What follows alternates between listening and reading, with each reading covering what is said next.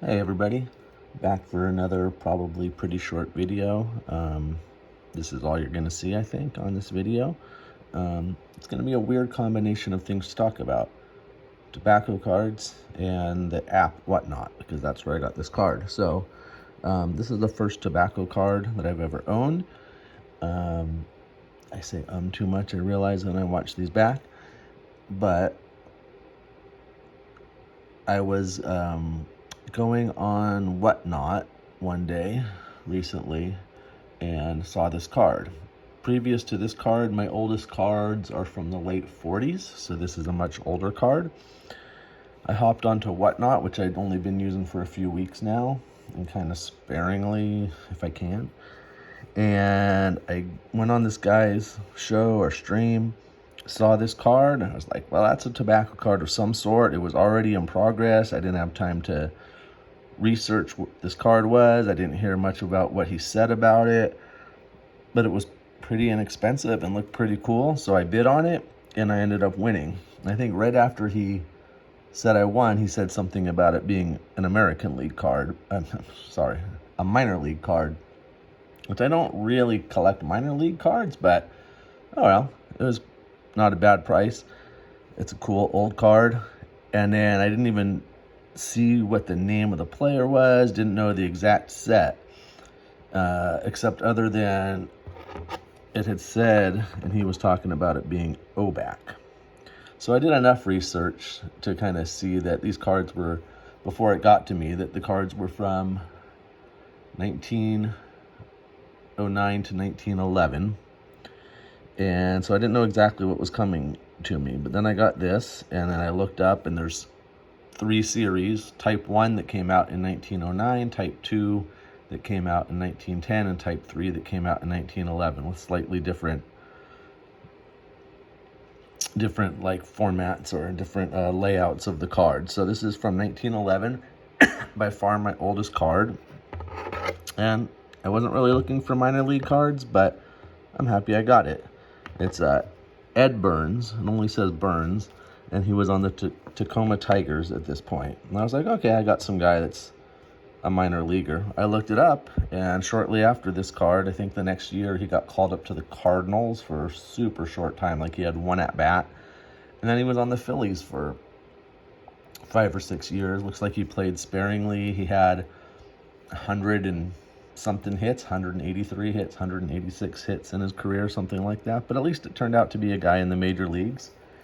And I got a super old, pretty cool looking card. So I turned out to be happy about it.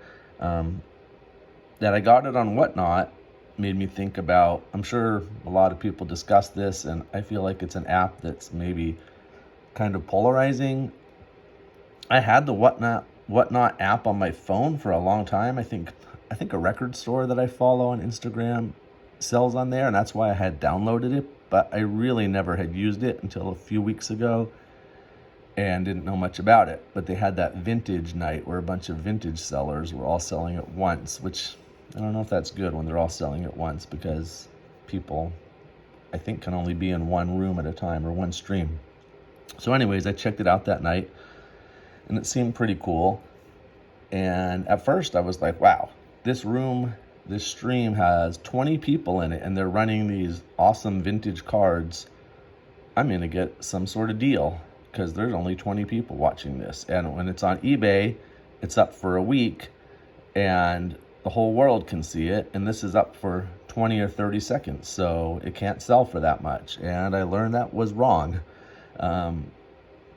If you have at least 2-3 people that want that card, it's going to sell for what it should sell for or more. So it just like kind of blew my mind. Hey, there's 10 or 15 people watching this, and this card that's on eBay for $10 just sold for $20 on WhatNot. So I bought a few things on WhatNot, done a lot of watching on WhatNot. I'll bid, low bid, and then get outbid, and then I'm out for that card a lot of the time.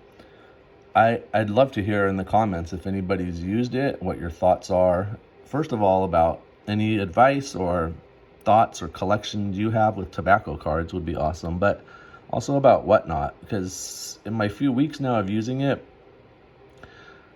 I feel like 90% of the time cards go for more than what you could just buy it for on eBay.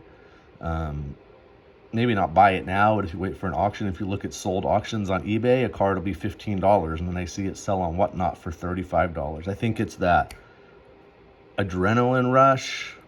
Oh, this is a 15-second auction. I got to get in there. It's the entertainment value of it, people say. I don't know, but I'm just like, when they're running a 30-second auction, I'm trying to go on eBay sold to look at the comps. I'm like, that card shouldn't be selling for that much, but it is. I don't know. My opinion in my short time using it is 90% of the time the cards sell for too much.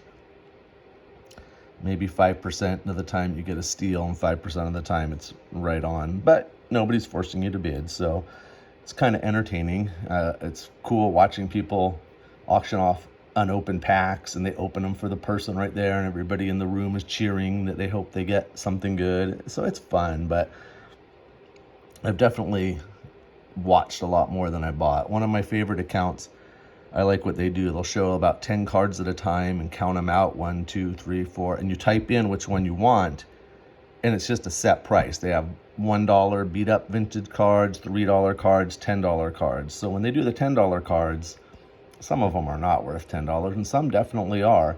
So you just type in, oh, she said, or he said, number 6. Type it in. You're the first one to say it. They put it in your pile, and you just pile up the cards that you want. And at the end, you say you're ready to check out, and they check you out. So I like that because it's not bidding. I guess the whole point of WhatNot is bidding, but I like, hey, these are the dollar cards, and if I like one and I put in my request first, I can get that card for $1, and it doesn't get bid up to $10. So it's a different way that they use WhatNot. I've seen a few users use it. So I'm just rambling about WhatNot, but seems like a pretty popular selling place. So it's interesting to hear if anybody else has good, bad, neutral experiences using it. I guess that's about it. That was my story of this tobacco card and using WhatNot. See you next time.